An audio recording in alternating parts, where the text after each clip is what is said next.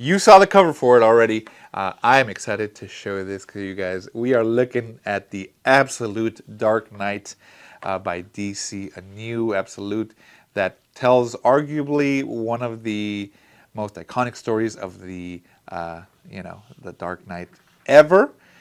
Frank Miller weaves a story of a Batman who has seen so much, suffered so much, and is brutal. He's gritty, and he is not taking crap from anybody.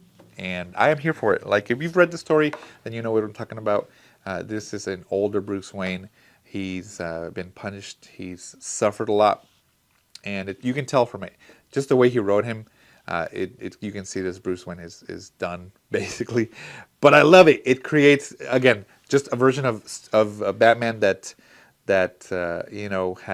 has become such an icon that, like, of course, it influenced the Zack Snyder Batman played by Ben Affleck, where he's just he's kind of lost hope in a sense until, like, the whole Justice thing happened. So definitely very much heavily influenced that Batman. This story is of course created a whole universe where it jumped off, where we've had multiple stories after this, but this is where it started. So let's go ahead and take a look.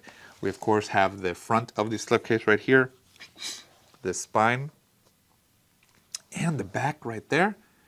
Now, I thought this was, I've said it before, I thought this was backwards. So when we received it, I'm like, oh, it's like this, because Robin is like jumping. Nope, it's like this. She's basically falling upside down. But it's cool. So it's, of course, all in black and white.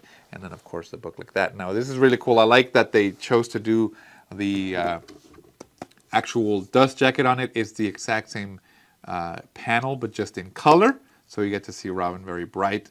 Yellow, reds, greens, very nice. And then, of course, on the flip side, you have Batman, and the red backdrop, I love it. It just highlights him so well.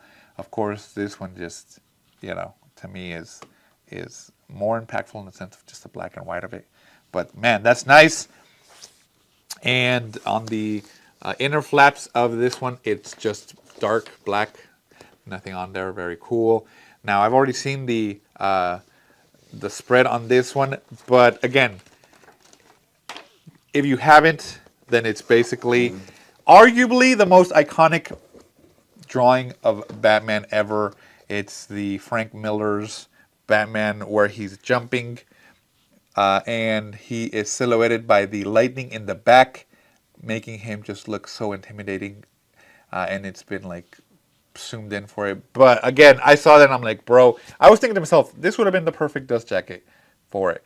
But then he put it on the actual book flaps like this. Oh man, I love it. I love it. I love it. And I also want to show you the inner flaps as well, or the inner bookends. It has the picture of him with Robin, where he grabbed her and he's carrying her on the other side where it says "Good Soldier." That's so cool. Again, I was just impressed with this. It's absolutely beautiful. Again, I've always said it. I think in terms of, yeah, the artist gallery or artist editions are always great because of the size of it. But the absolutes are, in my a humble opinion, the best way. It's a bigger format. It's the higher quality pages. And then you get extras in it as well. And usually with these, DC always takes the time to make them memorable, to make them exciting. So let's go ahead and take a look at this Absolute Dark Knight by DC. And excited to jump inside. All right, guys, let's go ahead and check out Dark Knight Absolute Edition. Oof. Yeah, definitely one of, I think my introduction to Frank Miller's world was this one. And then, of course, he has Sin City, some of his other stories that are great. But this one is, to me, my favorite story of his just because it's Batman. And I'm a big Batman fan. You know that. Again, absolute quality is just top tier. Thickness on the page, full semi-gloss, looks great. I know we've been talking about how the DC's omnibuses aren't semi-gloss anymore. They're more like a matte. But this one is for sure semi-gloss, and it looks great. And I really do like the theme that he picked for the colors on this. How it's very like gray watercolor for it. There's a little bit of color just for details, but it's not overly bright. It's very much a gloomy atmosphere that he's creating for the story. His use of shadows is iconic. Frank Miller does a great job of making sure that it all looks like very, the shadows are almost like a character themselves. They're imposing. They hide, some of the actions. The line work on this is great. Man, I love it. I love it. It's iconic. Right now, I'm just enjoying this artwork, guys. If you know the story of The Dark Knight, it just kind of is Batman coming back to being Batman, and the girl basically being Robin for him, and how that started, and then his whole fight against the mutants. That's so cool. Then he has this huge tank of a Batmobile that it's pointing at this guy like, I'm gonna eat your heart, bro. I love it. And he comes out, he's ready to rumble. Oh, look at that. Look at that. Oh, come on. Okay, I'm sorry. Absolute top tier, great story, amazing. And yeah, when he fights them in the mud, man, what a story. Now that's this. Let me see. Yeah, and then of course the whole aspect with him fighting fighting Superman. Awesome, is great. And then the Joker aspect, of course, where he, of course, spoilers. I'm sorry, guys. It finally kind of kills him. That's right. And when he does that, that's when the army's like the government's like, nope, we can't have that. Superman, you're gonna have to stop him. And so he goes up against Superman here. And yes, that's where we get. I'm just gonna show it. I'm just gonna show the entire thing. I don't care. It's just so cool. Here's where we start to see more of the colors come in. Of course, Superman is very colorful, so I like how you see from the beginning to this aspect is a change of colors coming in from Robin, kind of bringing in that hopefulness for him. But look how it is, like right here, like it's very dark, and then here, much more colorful. Even the scenes with him, he looks more colorful, like compared to this one. Like there's a color change. There's definitely a shift in the colors, but it works with the story. And then of course he fights Superman here, and uses like all of the technological advantages he can.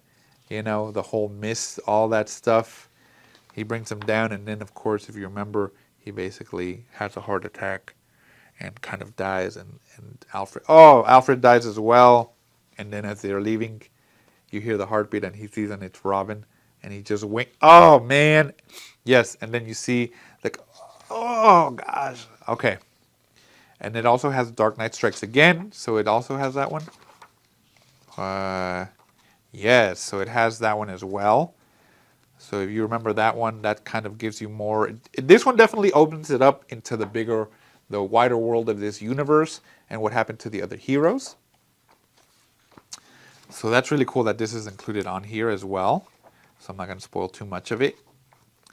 And you can definitely see a shift in the art style. The other ones, I feel like the first Dark Knight definitely had more line work to the character. And then it has book 3. Okay, so it does have, looks like all of the stories from the Dark Knight. So you're not getting one, you're getting all 3 of them. That's actually really, really cool. So look, let me show you so that you can see it. Look at the detail on the line work here. As you can see, like, look, for example, in this aspect, there's so much line work done for the background, and the watercolors look really good. But the suit has more lines. But here, it's much simpler in some aspects. Like, I think, obviously, as the years go by, the art style changes for the artist, in Frank Miller's case, for sure. But yeah, you can see that tonal shift of it. But there's still some aspect. Boom. There's a lot of detail here. I like that. So you're definitely getting a lot of stories, or the three big stories from Frank Miller's universe of Batman, and this is really cool. Wow, this is awesome. Definitely something that I would recommend anybody who hasn't read it to get it, and those who have read it to buy it again in the absolute if you don't have it already. This is the Dark Knight original proposal in '84. Wow, that's awesome. You get the scripts, you get a breakdown of the plots basically. You get the original, the original covers right there. Very nice. Okay, The Dark Knight Returns here. This is, yeah, the one for the Dark Knight Returns and Dark Knight Strikes Again. The action figure, oh, that's really cool. So he basically drew a sketch of it, and it came out into a statue. That's awesome. That's really cool. I don't much like this one that they're just standing there. I prefer the other ones that's like an action poses, but those are cool. Dark Knight Falls, okay.